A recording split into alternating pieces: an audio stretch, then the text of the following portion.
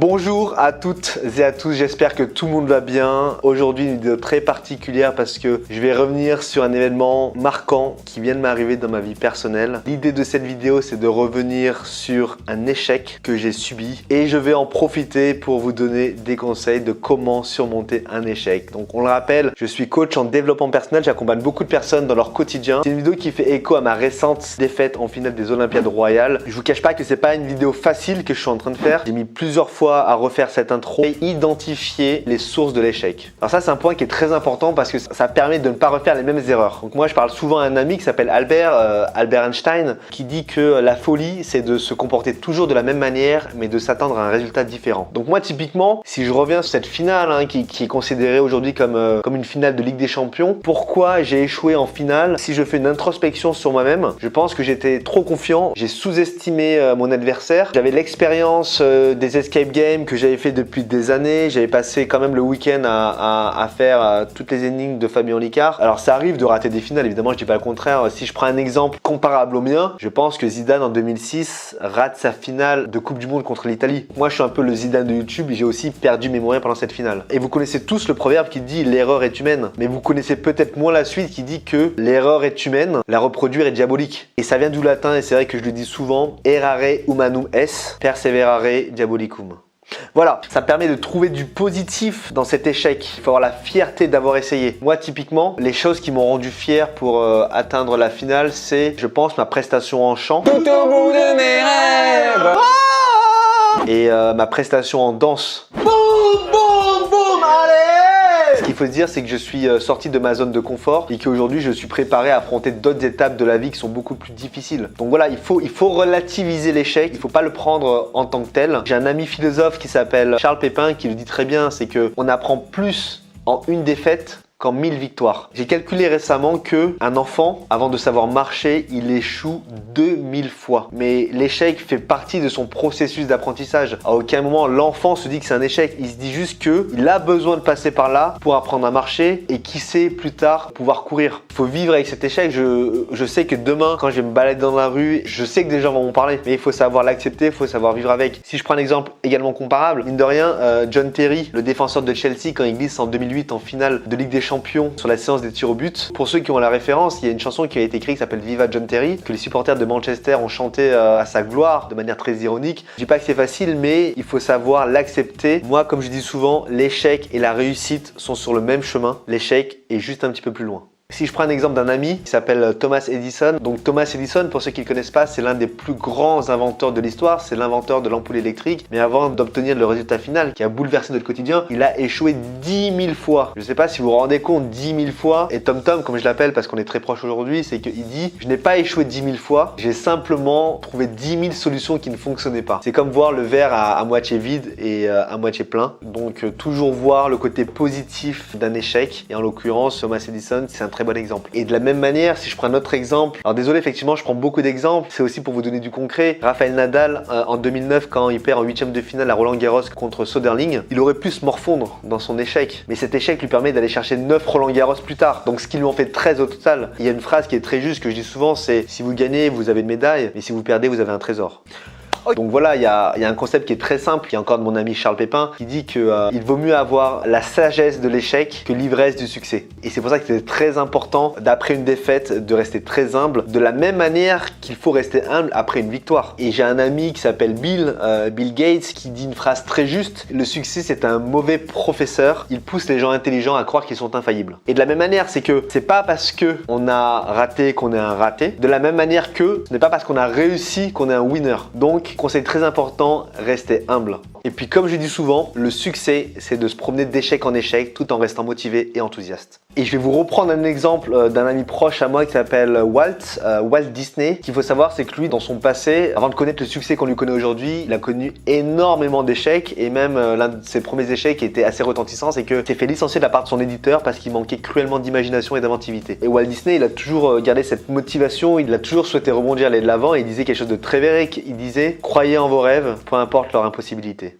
Elle est très forte. Ce que je dis souvent, c'est qu'après une défaite, après un échec, vous ne savez pas ce que vous gagnez à y perdre. Il y a une phrase que je dis souvent, c'est « Je ne perds jamais, soit je gagne, soit j'apprends. Enfin, voilà, c'est Nelson Mandela, mais bon, bref, encore une fois, vous savez que Nelson Mandela et moi, on est un peu la même personne. Bonjour à toutes et à tous, j'espère que vous allez bien. Je suis très excité de faire cette vidéo. Ne vous inquiétez pas, je ne serai pas tout seul dans cette vidéo, je vais être accompagné de mes meilleurs collègues. On avait fait la compétition du meilleur Kinder avec Pierre et Ben. On avait fait la compétition du meilleur goûter avec Camille et Lucas. Aujourd'hui, on va lire ensemble quel est le meilleur fruit de décoration murale qui va vous permettre d'embellir vos murs. Et là, je parle pas de fruits. Laissez-moi accueillir Pierre Cross et Benjamin Verrecchia.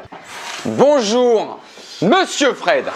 Quel plaisir d'être invité sur cette chaîne. Je suis ravi de vous accueillir. Tu sais Fred que quand il y a un micro, il faut faire un clap pour synchroniser le son et la vidéo. Bien sûr Pierre, merci de le faire parce que j'ai changé mon intro et ça je le fais plus. Je sais, moi je le fais pour toi, je le fais pour toi. Gros sujet d'actualité, compétition du meilleur fruit. Aïe aïe aïe. Quand est-ce qu'il n'y a pas d'actu sur les fruits? Moi qu'est-ce que je dis souvent? Choisir c'est renoncer. Des fois tu dis aussi souvent, tu peux porter le papier s'il te plaît, il n'y en a plus. Genre pas comme ça là. Je peux venir en TVC Pierre parce que moi je fais caca 20 minutes et ça dérange tout le monde. Et d'ailleurs je crois que tu manges beaucoup trop de fruits. On y reviendra hein, sur les agents laxatifs de certains fruits. Forcément qu'il y en a que 16, c'est des fruits de saison. C'est pour ça que je vous invite les gars. C'est poétique. C'est pour rien d'autre. Hein. C'est dommage que t'aies pas pris parce que j'aurais mis beaucoup d'argent sur litchi. Oh, c'est pour ça que je vous invite. On n'a même pas commencé. On n'a même pas commencé. Il y a le côté en yaourt. Non Pierre, ça non. Bah à ce moment-là, l'ananas déjà coupé. Laissez-moi parler. Rafraîchissant. La pina colada. Oh, il a gagné, il a gagné. D'ailleurs, on se rappelle quel est le fruit préféré de l'homme? L'ananas. Voilà, effectivement, là-dessus. Encore une fois, c'était un match qui est très très serré. Les amis, là, il y a eu un 50-50 pendant très longtemps. C'est pour ça que j'ai mis du temps à faire les quarts de finale parce que j'ai dû attendre que quelqu'un passe devant. Ouais mais là en même temps c'est un gros match. C'est la cerise qui passe. La cerise passe Ça c'est non. à 52%. Je me refais la cerise. Ça c'est pas mal. Par contre moi j'ai pas la banane. Hein. La banane part au premier match. Ne partez pas de la vidéo, ne dislikez pas cette vidéo. Mais moi je la vois pas au-dessus de la fraise. Déjà le goût est magnifique. La tarte à la fraise. Fraise chantilly. Fraise chantilly. C'est quoi? Garde tes arguments pour le quart de finale parce qu'elle passe. Je ne ramène pas ma fraise. Ça me va, c'est très très bien. Match suivant. Ben, t'en as mangé ce midi, on est d'accord? T'as mis les burgers dans la compétition? Je parle à Ben. Là. Ah pardon. Attention la pastèque parce que là on est en été, ça a la double fonction hydratante. T'as l'impression de manger, de boire de l'eau. Et vous savez que c'est le fruit le plus végétarien? Parce qu'il n'y a pas de steak. Il n'y a pas de steak. C'est intéressant. Faut le savoir, je mange tous les matins. J'ai un kiwi parce que c'est un truc qui est facile à acheter. Je le coupe en deux et je le gomme un peu comme ça. Quitte à avoir les poils dans la bouche. Hein. Non, parce qu'il ressortent un peu. Je parlais du petit-déj. Hein. Oui. Alors, oui. Je t'ai jamais vu manger un melon. Tu m'as jamais vu manger un fruit? C'est pas faux. Excusez-moi, mais le melon, on parle de orange qui serait difficile à manger. Vous allez me dire que le melon, à chaque fois, tout le monde a le couteau à couper, à enlever la paumière crème avec les pépins. On est qu'en 8ème de finale, Benjamin. On va se calmer. Hein. Sur le goût, Benjamin, je pense que le melon a beaucoup plus de saveur. Eh les gars, prenez le melon. on descend. En chapeau, c'est qui est meilleur. Bah c'est le melon. C'est le melon, oui. La mangue sort et je crois que c'est sur cette story où j'ai reçu le plus de messages. Des personnes m'ont dit j'arrête la compétition, il y a mon favori, la mangue qui part, je me casse. Ah, on l'a mise à la mangue là en plus. La mangue. La mangue. Je l'ai pas. Tu l'as refait Pierre s'il te plaît? On l'a mise à la mangue là. J'ai l'impression que la poire c'est plutôt un personnage secondaire. Mais en fait, vous plaisantez en fait. La poire, c'est le Luigi de Mario. Et la pomme, c'est Mario, la poire, c'est Je vais Luigi. te dire un truc, mon pote, la poire met des fessées à la pomme tous les matins, tous les midis, tous les soirs. À la pomme? Eh ben, tu sais quoi? Je veux que la poire, elle passe juste pour qu'après, s'il y a la pomme, Elle est plus sucrée, plus juteuse, plus savoureuse. elle est fade. C'est toi qui es fan. Moi, je suis fan, moi. T'es plus que fan. Tu serais un fruit. Tu serais quoi? Tu serais un noyau. Excuse-moi de parler comme ça sur ta chaîne. Les T'as gars, vu les comment gars. il parlait? Les gars, on a coupé la poire en deux. Ah oui? Tu croques et des raisins. Tu parlais de grignotage avec la framboise. Quel est le fruit qui se grignote le plus? Mais ça sert à rien de me parler comme ça, je suis avec toi, Benjamin. Merci. Non, raisin, raisin. J'ai le résultat, il y a eu un 59-41 pour la pomme. Non, mais on arrête. Les raisins. Raisin, le raisin, le noble raisin. J'ai été très très surpris là-dessus. Je suis déçu. Et les vignes, rien que les vignes. Tu peux pas être nu avec ton cousin dans un champ de pommiers. Quel rapport avec la compétition du meilleur fruit? L'ananas contre la cerise. Putain, les matchs qu'on se prend. Hein. Il est énorme celui-là. Hein. Moi, je suis heureux de vivre dans une époque où on peut voir jouer en même temps l'ananas et la cerise. En fait, moi j'ai envie de m'arrêter de dire profite de l'instant, Ben. Quel match de la cerise, hein. Et la cerise qui, je le rappelle, a éliminé la banane avant. Ça va les gars, vous voulez faire une pause ou parce que là j'ai l'impression que vous êtes un peu Ben là je te sens un peu tendu là. Ah non, mais je vois partir la poire et l'ananas. Ouais, c'est quelque chose. C'est des émotions qui partent, ça dépend d'une histoire aussi, parce que c'est des fruits qui sont. Ben, c'est rien. C'est rien.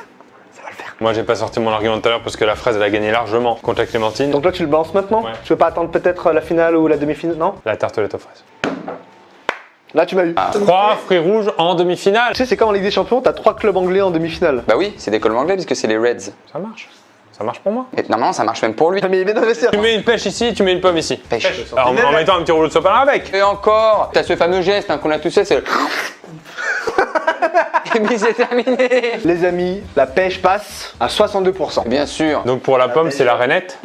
C'est incroyable. Attends, elle est folle celle-là. Attends, mais celle-là, c'est l'arrêt net. Je viens de me dire, j'espérais qu'elle perde parce que je venais de la voir il y a à peu près une minute la vanne. J'espérais qu'elle perde, sinon j'avais peur de On l'oublier. veut même pas les off du tour de magie. Deuxième demi-finale, les amis, la framboise contre la pêche. C'est un match qui m'enchante moins. La pêche, mais elle bat la framboise. Je suis désolé. Est-ce que je peux m'asseoir 2 secondes encore? C'est l'Olympe. J'ai rien à dire. C'est venu du ciel. La fraise.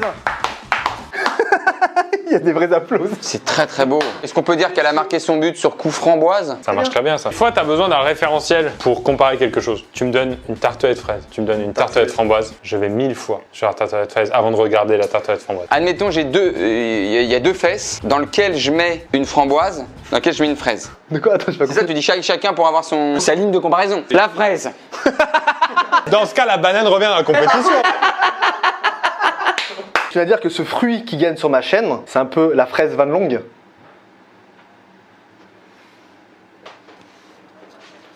Non. Excuse-moi.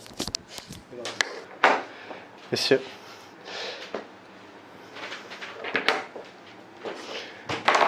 Messieurs, dames, merci. Hein. Voilà, on va finir là-dessus. Merci à tous d'avoir regardé cette vidéo. Ils sont partis sur cette vanne. Je vous dis à très très vite et je vous embrasse très très fort. Passez un très bel été. Ciao, ciao.